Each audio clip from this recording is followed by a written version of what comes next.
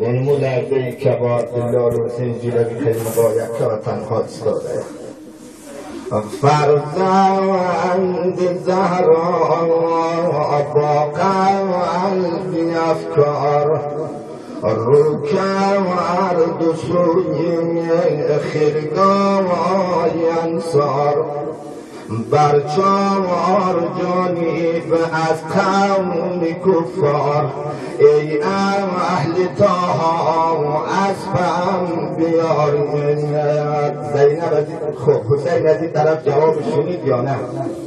نشنید صدایی از سلطانش جز حلمه مبارز از دشمنانش کردم نگاهی بر دخترانش ای اهل طه اسبم بیارید. حسین از این طرفم جواب نشنید. حالا نوبت جوانان بنی هاشمه. اکبر کجایی سرمی خرامان قاسم کجایی ای دور غلطان بر چار جانب از قوم عدوان ای اهل طه اسبم بیارید. حالا نوبت یک باب الحوایج رسیده. او باب الحوایج کربلای شما مگر حاجت دارید یا الله؟ عباس کجایی میری علمدار بر چار جانب از قوم کفار عباس کجایی ای میری لشکر پشت و پناهم اسبم بیاور پشت و پناهم اسبم بیاور. حالا از طرف برادر هم جواب نشنید. یک مرتبه غیرت علوی و حیدری به جوش میآید. حسین چی میگه؟ پوشم زیره جدم پیامبر برکم اف بگیرم شمشیر حیدر جنگی نمایم با قوم کافر ای اهل طه اسبم بیارید ای اهل طه اسبم بیارید. اینمی لحظه یک صدای لبیک از یک خیمه بلند شد. زینب از خیمه بیرون آمد. برادر اگر علمدار نداری علی اکبر نداری قاسم نداری عون و عبدالله و جعفر نداری هنوزم خواهرت زینب زنده. زینب چی کار میکنه؟ ذوالجناح برادر رو میآورد.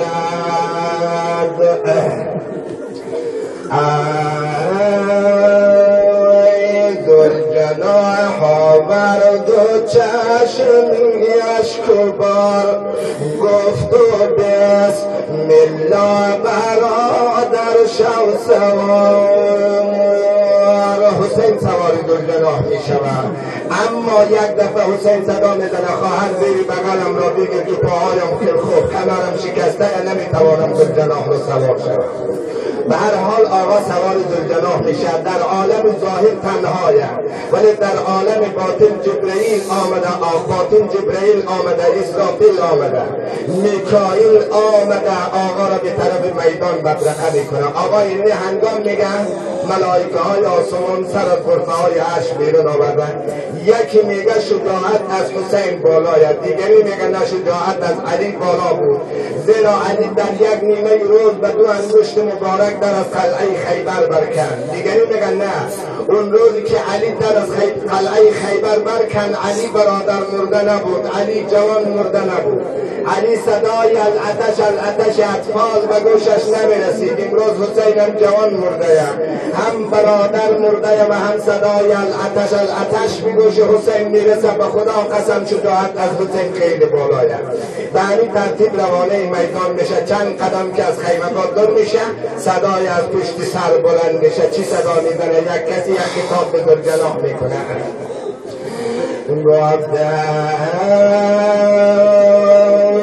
ذوالجناح استروا تا خدمت دیگر کنم شاهد مادر ندا و خاک غم بر سر کنم گفت ذوالجناح استروا دیگر نمین آید حسین کس به تکلیف عیسی رد من از آن رهبر کنم آقا ایلان ذوالجناح کشید پشت سر نگاه میکنه میبینه که خواهر از زینب میآید نزدیک رسید صدا زد خواهر برای شما نگفته بودم بعد از من خیمه بیرون نشود زینب عرض میکنه برادر من یک وصیت از مادر به خاطر دارم از ذوالجناح پیاده شمعید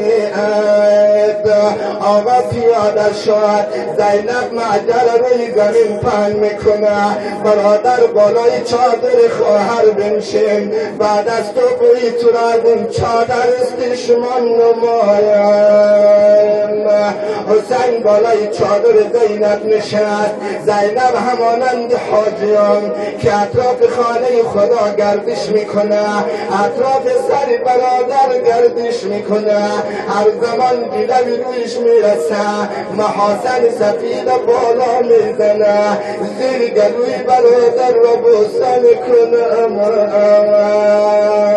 خواهر و برادر هم دیگر را ودا میکنه خواهر به طرف خیمه برگشت برادر به طرف قتلگاه حرکت میکنه ولی در بین آقا یک خطاب به ذوالجناح میکنه چی خطاب میکنه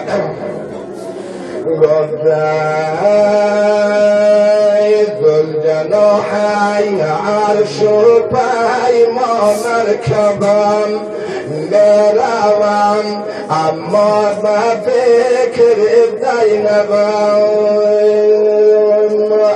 ذوالجناح ای رفرف نیکو خیرام بافته این مرد یم تو را و توق و لجام بافته این مرد یم تو را و توق و لجام ذوالجناحات زوره و که شب رسید باز ترسم از قفا زینب رسید